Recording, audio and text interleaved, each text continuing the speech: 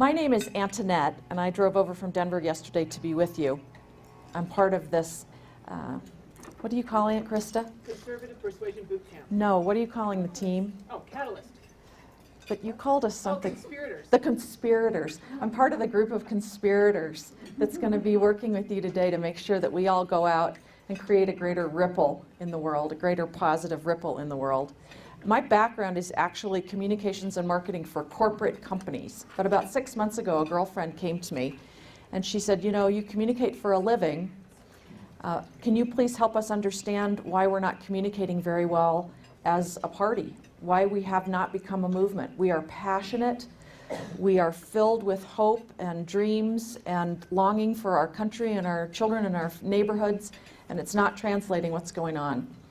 And so I put some thought to that and tried to think about everything that I've learned over the course of my life and developed some messaging training. But I want to begin today by telling you that one of the first and most important things that came to me was that I don't know any more about communications than you do. Human beings are wired to communicate. Even from birth, our children are able to communicate their needs and wants to us without being able to speak a word and without even being consciously aware that they're doing it. So I want to set some ground rules today. I think that Arthur Brooks is a genius, and don't tell my husband, but I have such a crush on him right now. I just am so motivated by being around someone that has dedicated their lives to helping us do this so well. I'm not Arthur Brooks, but I do know that I have something to share with the world, and I want to do a better job sharing it. And I'm guessing you're here today because you feel the same way. And so let's just agree that we all are going to get together in this lovely room on this beautiful day and share with each other the things that we've learned, and so that we can all leave here better, faster, smarter, and able to create that great ripple, right? So that's my disclaimer up front. I came of age in the Reagan era. In fact, I had the great good fortune of starting my career working for the wonderful Senator Bill Armstrong, who is still a very dear friend. In fact, my dear friend Phil Wynn is in the room today. It's a joy to see you. People that I met during that stage of my life shaped me greatly. Wonderful, incredible business leaders, religious leaders, people that really, for a 21-year-old young woman, created a huge ripple in my life. And one of them, who I never met, but I loved from afar, was Lady Margaret Thatcher. And I always loved this quote, this idea that if you can win the argument, you can win the vote. Except in my life, that started to look more like this, and I didn't like that. I felt like I kept finding myself in conversations with my friends, not generally my liberal friends, but those persuadable people in the middle, those non-political people, people who sort of live their lives without ever really thinking about politics. They didn't read the paper, they didn't watch the news, and when I tried to have a political conversation with them, I just felt like there was a lot of tension around that. Well, as this group of conspirators has been talking, Melanie Sturm came up with, I think, a little edit on Mrs. Thatcher's famous quote. Melanie always says, if we win their trust, then we can win the argument, and then we can win their vote. And it's such a crazy idea. That little change. What happens when we start first by trying to establish some sort of true contact, real connection with the people that we're trying to work with? And that's really what this is all about. Because I'm sure you're like me. I have all sorts of people in my life, right? So you're trying to talk to your nephew Charlie, who's 23, he's out of college, he's working part-time, and he just thinks we're hopelessly out of date because I'm still using a PC and he's on the Mac. And honestly, he's probably right, I am a little out of date, but I try. You have your neighbor Dean, who really doesn't want to talk to you anymore because we're so angst-filled that every time we talk to them, we just, and he's tired of it. So he waves and runs back in the house. We're not making any progress with him, are we? You probably, like me, have some great aunt in your life who grew up in the Roosevelt age when she thinks that all these entitlement programs are wonderful And she says to me, honey, you just don't understand. The CCC put a lot of guys to work. It was a good thing. You know, you weren't there. And I wasn't. So arguing with her about whether or not starting these programs was good or not, it's a waste of time. I'm not getting anywhere. But I'll tell you what, we seem to keep pounding away. Like if we just say it loud enough, like that old ugly American thing, you know, if we just speak English louder, those darn French will understand us. But they're not. We are not connecting with these people. So I have to ask the question, who are we talking to? Sometimes I felt like I was talking to myself. And I love this t-shirt. It says, quiet, I'm talking to myself. I don't want to talk to myself. I want my family and my friends and my neighbors. I want the people that I'm in line with for donuts after Mass to actually want to talk to me. So how am I going to do that?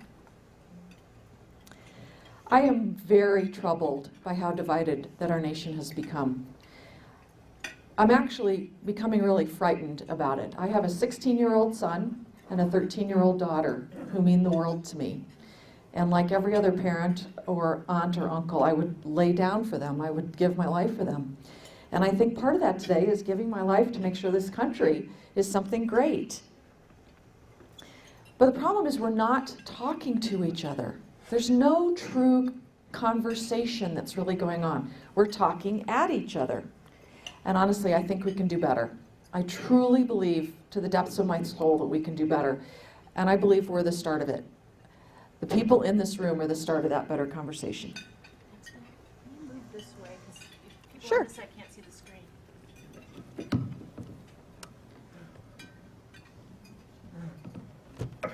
So let me put a little more definition around that, because we're going to talk about this today.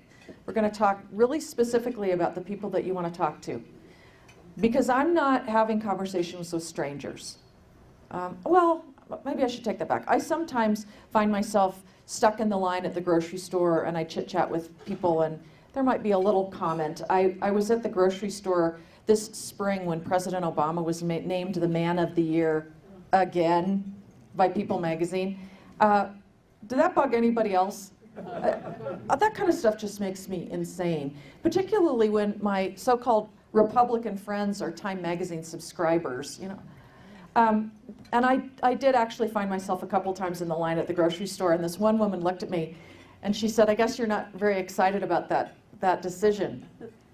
And I said, how can you tell? And she said, because your face is going like this. And I thought, yeah, that's probably true. Isn't it interesting how much we give away with just a facial expression, right? But generally, I'm talking to the kids that are in my life.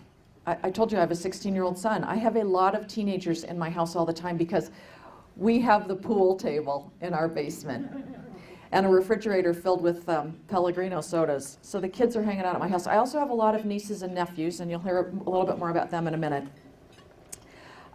Clearly, we want to get past this artificial war on women, and we want to engage with women in a way that pulls them with us and not pushes them away from us. We talk a lot about this, but if we're serious about wanting to welcome people of color into our movement, we need to speak to them in a way that's respectful of who they are and the experience that they're having. And what we really want to do is what I talked about with the Margaret Thatcher quote. We want to have a conversation with the people in our lives that engenders trust. Because once they trust us, they'll be able to hear us, and we have a greater chance of winning their vote. So I want to go through a couple of ideas with you in a section that I call Getting Ready. One of the problems I think we have today is that we spend a lot of time worrying about our talking points, which we're going to do in the third part of this program. But we need to be ready to deliver those talking points effectively. So let's talk a little bit about that. Every single time that you have the opportunity to have a conversation with somebody is a moment of truth. Think about walking up to the counter at the airlines at the airport.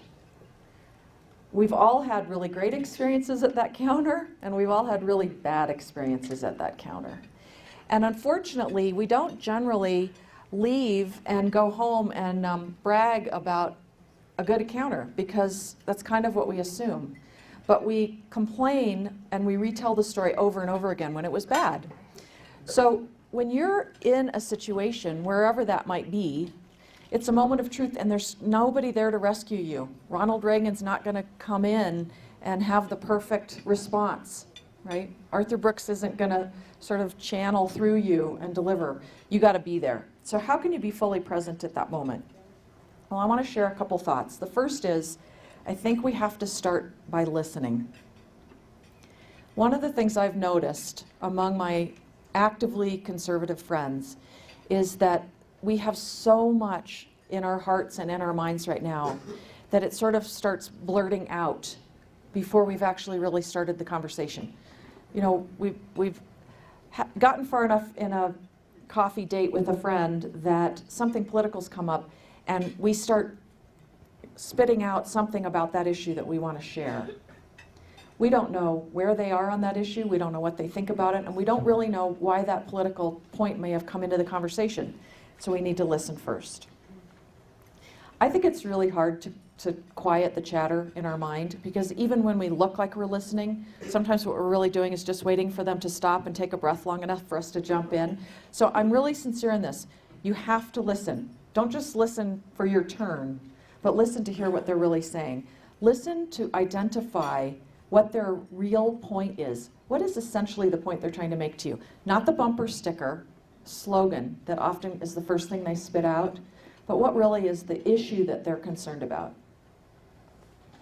After you've listened carefully, think about whether or not you can use questions to confirm that you've really heard them. Some of this is, like I said, kind of communication 101, but haven't you ever noticed sometimes somebody opens with a line and you'll say, I think I just heard you say this, and they'll say, oh, no. That's not what I meant at all. Aren't you glad you asked? Because you would have started responding, and then they would have looked at you with that quizzical expression like, I don't even know what you're talking about. And the whole conversation's lost. I mean, talk about 7 seconds. It's over. And then how do you get the conversation back on track? I also want to really stress this idea about asking questions that start with what or how. Why questions can be very accusatory, even if we're kind of soft about them. So why do you feel that way? Well, because I do. But if you say to them, well, what's happened in your experience that's led you to that view, you're more likely to get a better answer. I also really want you to think about body language. We know statistically that only 7% of what people hear from us comes from our words. Now, as a talker, I find that really scary because I'm an extrovert, and so I have a tendency to sort of think out loud. So I hope people don't take every single word that comes out of my mouth as gospel, but I'm a communicator. And the idea that my body language and my facial expressions are communicating more than my words kind of stops me short. But I also have to hold a mirror up and tell you that I can look back on times when I was talking to my liberal friends. Let's call her Wendy. My friend Wendy grew up in New Jersey, and she's a true wackadoo liberal Democrat. And I love her, because she keeps me honest. But I know that I have sometimes looked like this when I'm talking to Wendy. Because at some point in her babblings, I'm just so offended that I totally shut down. And I know I get that little, mouth thing, and my arms are crossed. I don't want to look like that. So really, really think about how you're responding when people are talking. And then the last little tip I want to throw out is something I call begin with the end in mind. When I'm at Sunday dinner with my niece, we'll call her Nellie, because that's her name. Nellie is 23. She has a 2.5-year-old baby. She's recently married, and both she and her husband are really struggling. He's in school. He's working for a valet part-time. She's a reading assistant in an elementary school. I swear their combined income can't be 30 grand a year. I don't know how they're getting by, except that they have a big family, We have lots of meals together and lots of babysitting that we share, and I love them both. They are the just dearest couple, and that baby is so sweet, but they are very liberal right now. And can you blame them? They would not have health insurance if they weren't still on my brother-in-law's health insurance policy. So when I have Sunday dinner with Nellie, I don't want to beat her up with my crazy right-wing stuff, because she will shut me down. What I want is little by little in every conversation to bring her along with me to the idea that I don't want anything that keeps the two of them from having the life of their dreams. And an employer, just as an example, whose rules and regs are keeping him from being able to hire extra people or keeping her hours at 29 and a half hours a week, I don't want that. And I'm making progress. It's slow, but I'm making progress because I want to be able to have dinner with Nellie next Sunday and still have her love me. All right, let's go into the next section. Let's talk a little bit about making your words count, because you're ready now. You're actually ready to be fully present in the conversation, but when you speak, are you ready? We spend a lot of time thinking about our talking points. We read the paper, we watch the news, we follow people like Arthur Brooks, and we know the data about something, and we know generally where we want to go with it. The problem is sometimes how we deliver the message, the words that we choose, can be a challenge for us. We've talked a little bit today with Arthur about some really cool ideas, and I want to put a framework around that. When I talk with people, I often try to begin by imagining what is the vision that I'm sharing with them.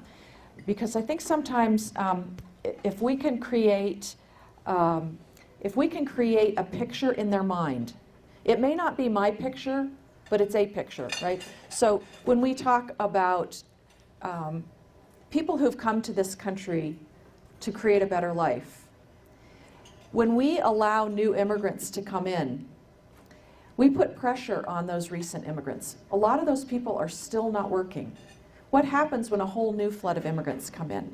Now, I have a certain picture in my mind about that, and it relates to the hotel business. I spent a couple of years in the hotel business, and I'm picturing people I worked with who come in on H-1 visas. They waited years to get here.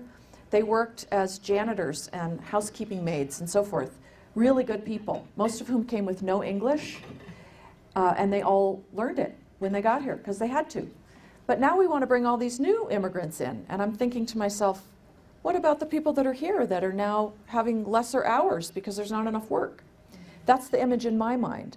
But as I was talking about that, I'm guaranteeing all of you had a different image in your mind. But we all got there. We all got to a picture that created something that touched our heads and touched our hearts. So when we start to talk, we need to start by connecting with people with something that reaches them head and heart. The thing about starting with the vision is it's very powerful. When somebody has agreed with you directionally on where we want to go, you really have them in a wonderful place. They become very committed to wanting to follow you to accomplish that vision. And this is my absolute example of what I'm talking about. When Ronald Reagan spoke, we all went like this. We all had a different picture in our head and in our heart, but all of our heads were going like this. Today we listen to our speakers. I had the opportunity to hear Governor Romney several times when he was in Colorado, and I often was going like this. Sometimes he would say things that really touched me. He often said, look, people are really hurting out there. But he never said anything visionary that made me see where he was going to take us to do something about that, right? The next thing I want to talk about is the power of story. We have a tendency to lead with facts and statistics and so forth. We need to learn to lead with the power of story.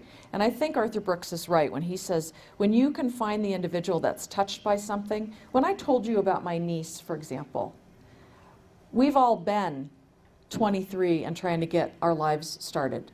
That's personal to us. We all know someone who's 23 and trying to get their lives started. You don't even have to know my niece, and you can totally relate to my story, right? I have a girlfriend, her name is Fedalina. She was born into a very poor situation in inner city Denver. She got trapped in a horrible Denver public school system. She got pregnant young.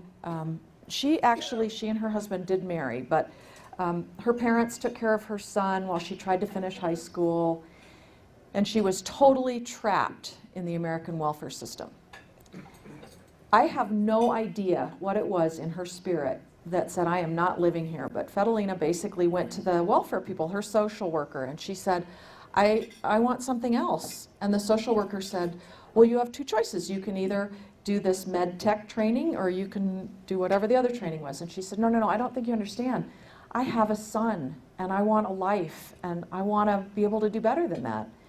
And they said, well, those are your two choices. And she said, well, then I'm out.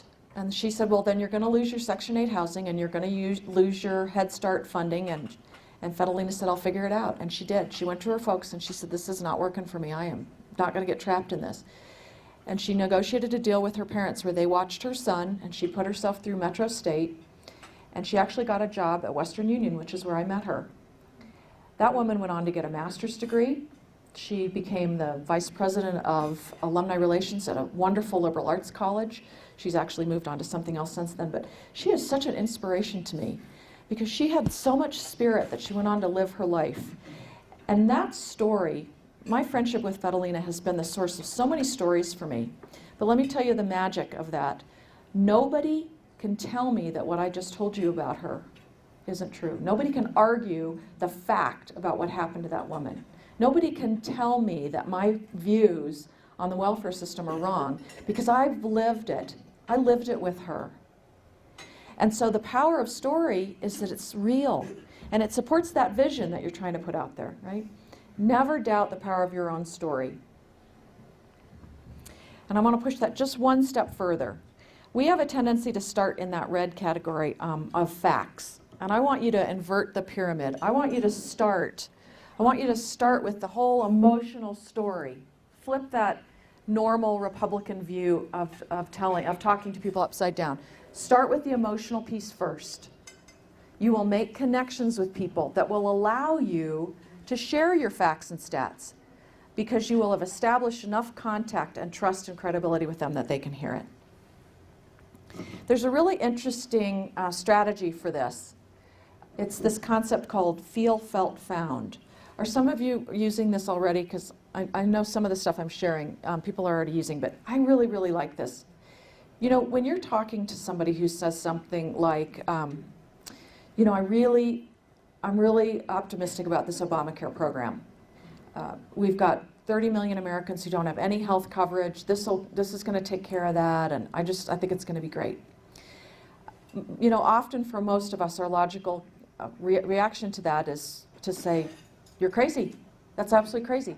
But what happens, right? They totally shut down. So what happens if we do something like this? If you say, you know, I feel the same way. I'm really concerned about the fact that our healthcare system seems to be in such a tough place that so many people can't get coverage. And I have felt like there has to be another way. You know, I have friends that are physicians. I have friends that are nurses. These are such good people, you know. They work in hospitals where they don't turn anybody away, regardless of ability to pay. I have a friend that works in a public health clinic. They don't turn anybody away. So what's happening there? And I have found that there seems to be some really innovative things that are happening actually within those healthcare circles. And then I can go on from there. I acknowledge that the person that I'm talking to made an interesting point, but I gave them dignity. I didn't take their dignity away by just debating with them. Yeah, it's right here. Thank you, darling. And living live, doing it live. We should be able to plug into the guy over here too, if the cord's long enough.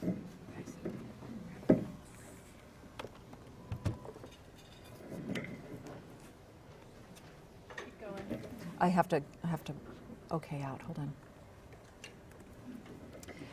on. The other thing I want to mention about the power of sharing a vision and using your stories to support it is I'm not very good at humor, and I am not a very good debater. Now, some people are great at it, and if you're good at it, please use your gifts. I'm not. But, you know, I'm a woman. I connect with people. I talk to my friends. I hug everybody I love, you know. So use your gifts. Jon Stewart can take any topic in the news and make it funny. I will never be able to do that. And I watched, particularly that first Romney debate. Was that awesome? I watched those guys debating thinking, wow, that is amazing to me, and I will never be able to do that. So what can I do? The thing for me is I really believe that when I tell people what I dream for the future, and then I use my stories to support that, then they're with me. And I don't have to be funny, or I don't have to remember all those pithy lines that just don't come back to me in the moment. I remember them later. I'm the person that wakes up at 3 in the morning and goes, oh, you know what I should have said?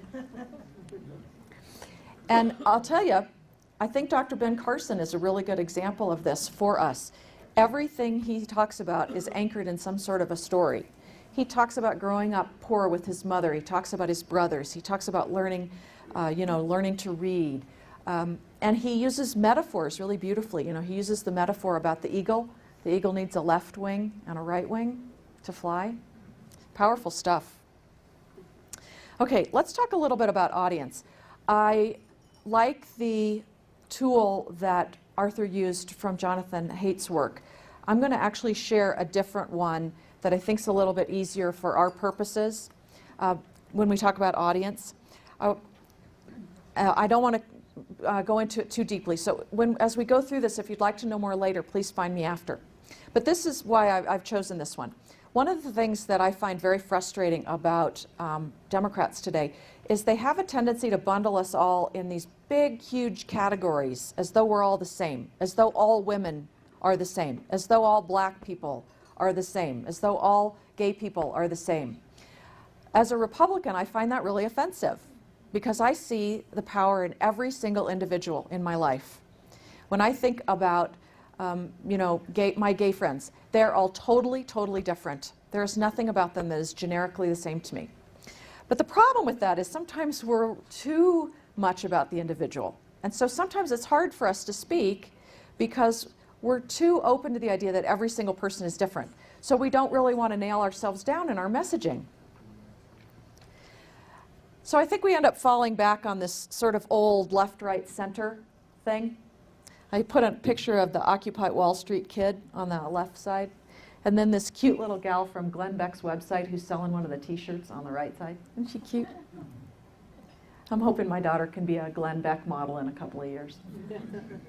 Actually, I'm hoping my son will be Arthur Brooks in a couple of years. Would that be cool? So we keep playing to the center. But I think it's actually not really helping us, because then we have no focus on our message. So I want to introduce something that's called the values grid, and introduce 5 different types of voters that you can use in a really easy way to change the way that you talk. The first category here is called equal outcomes, and it's people that are really focused on social justice. These are people that worry about the fact that we don't have a level playing field. That's actually a picture of the Reverend Jesse Jackson, who to me is just the poster boy for the whole equal outcomes category. We often talk about equal opportunity. These people don't care about equal opportunity. They care about the outcome. They think it would be better if we were all middle class than to have anybody that's rich and anybody that's poor. This is a really, really tough category for us. I'm not saying we shouldn't try, but a lot of the people that are in the hostels category that Arthur talked about, they're in this category. So talk to them, but use your tools really well, because all we're really going to do is soften them. The next category is called fair and care. These are the people that really feel like communities need to look out for each other, that let's not just have the lower income kids on the school lunch program. Let's just put all the kids on school lunch programs so we know that everybody got a good lunch today. These are my friends that say things to me like, well, I just think in the wealthiest country in the world that we could afford to give everybody health insurance. I have a really strong reaction to that, and it is just purely good breeding that keeps me from coming across the table at Starbucks. That just makes me crazy. What kind of crazy talk is that? Well, that will reveal that I am not in the fair and care category as a voting group, but a lot of people are, and I put Susan Sarandon's picture in there. She actually drives me nuts, but she's good for that one. The next category is the economy voter. These are the people that would say to my friend who talked about Obamacare, well, how are we going to pay for that? Now, I put Paul Ryan's picture up there. I think there's a lot of people, probably in this room, that are in this economy voter category. It's not that we don't care. We care about figuring out how to make sure that we can pay for it so we can sustain it. The example about entitlements is classic. It's not that we want to take entitlements away from our seniors, for example, Social Security, but if we stay on the track we're on, we're going to be insolvent and nobody's going to have anything. The next category is the law and order patriots. These are people who are very anchored to the Constitution and to the rules and regs. I used an example earlier that I got my first speeding ticket this year. That's my ashamed face. I was driving 41 in a 40 zone, except it was next to my son's high school and the light was blinking because it was lunchtime and I was supposed to be going 30. Anyway, the guy pulled me over and I didn't know why, because I was going 41 in a 40. And he said, well, the light's flashing. And I said, for what? And he said, well, it's lunchtime and the kids cross the street, right? They crossed from the high school to go to the Burger King. And I got a ticket. And I was really grumpy about it because I do have a little law and order in me. And I thought, I don't break the rules. But I did. I broke the rules. And I was ashamed. I'm actually not a law and order voter. I'm an economy voter, but I have a little bit of that in me. And then the last one, I call it higher power. And I use Franklin Graham's photo here because these are not people that don't believe in the other categories, but they are people who will divert to the word of the Lord before they make decisions about other things, right? So a lot of pro-life people are in this category. A lot of traditional marriage people are in this category. And let me just tell you one quick story about the Bob Beaupre, Bill Ritter gubernatorial election, just to help illustrate how these categories work together. Bob Beaupre's team assumed that they had the economy voters, the law and order voters, and the higher power people with them. They kind of assumed that the equal outcomes people were going to vote for Ritter and did not focus a lot of attention there. But what did Governor Ritter do? This was so clever. Well, first off, Governor Ritter is a pro-life Roman Catholic. Second, he was a former district attorney who put bad guys in jail. In fact, he had a couple of high-profile cases where he put some really wickedly bad guys in jail. And he ran as the pro-business governor, didn't he?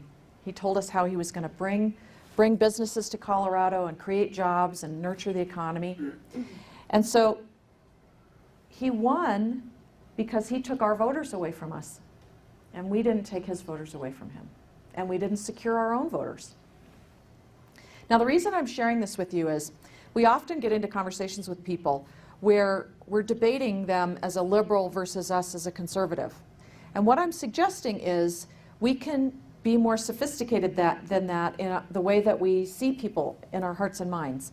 If you're talking to somebody and you're picking up that they match your thinking, for example, as an economy voter, you're going to have one kind of conversation. But if you talk to somebody and you find out, oh wow, 34% of all voters are in that fair and care category, that's a lot. You have a 34% chance that the person that you're talking to is not an economy voter or a law and order voter, and you've got to shift your tactics a little bit. That's why that's starting with the human that is potentially at risk because of a policy. That's why that's so powerful, because it appeals not only to all of us, but really to those fair and care voters. And so I want to put this left, right, center grid back up to say we really have to think about how we talk to connect with those fair and care voters. I'm not saying that we don't want to talk to everybody, but generally in a room of people like this, we talk about the cost, we talk about the rules and regs. Somebody brings up immigration, and what do? We say, well, look, we've got rules on the books, and until we follow those rules, I don't want to talk about new ones. That fair and care voter just totally glazed over. They're not hearing a word you're saying, right? But when you talk about the human, like I did with the hospitality example, the hotel workers, now all of a sudden you're having a totally different conversation, and you can actually lead them along with you. So, for a long time, this country has felt really divided to me. In fact, I'd have to confess that since Barack Obama came onto the scene, I have never been more concerned about this nation.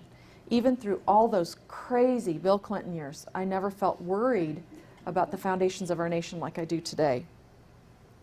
But I want it to feel more like this.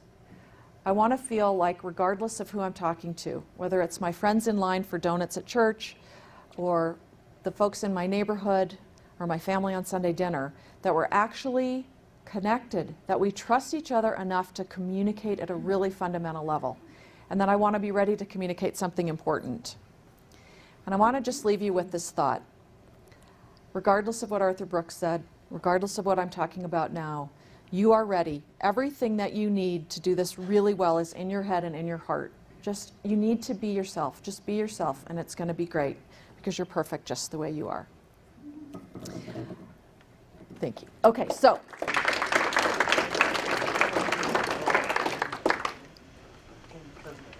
Before we bring Joshua, or as Joshua and Krista come up, I wanted to ask if anybody has comments, questions, suggestions, or anything they want to add to that before we move into a little bit of modeling. Yes? I relate to you. I used to be a corporate trainer myself. My suggestion, in keeping with what we are speaking of today and learning about today, and especially what Arthur Brooks said about starting with ourselves, I, for one, as a Christian, would like to see more of an inclusion of Judeo-Christian values. So one example was when I saw the cross as the representation of the religious values. I felt that, just for me, that we're kind of dividing ourselves by not including other So that's actually not my work. Okay. That's a study by a group of political scientists, and those are the monikers that they have chosen. And That's just something I see in the Republican Party when I go to any events. That I notice that oftentimes the Judeo part of our Judeo-Christian, foundation is left out. it's a very good I just point. wanted to mention that and say we can maybe do a better job ourselves of being more. You bet. Well, and I think when we're out in the world, none of us are ever going to be talking about that particular rubric. I share it today as a way to help us think differently about the people that we're talking to so that we can be more effective. I would never sit with somebody and say, I think you're a fair and care voter, so because you are, I'm going to talk to you like this, right? But that's actually a very interesting point, and one of the things that happened at the Western Conservative Summit that I loved was they opened one of the sessions with a Native American gentleman, minister, help me, John? Shaman? No, I don't know. Anyway, it was so beautiful, and it was such a visual reminder to me that we all worship in our own unique way. So, anybody else?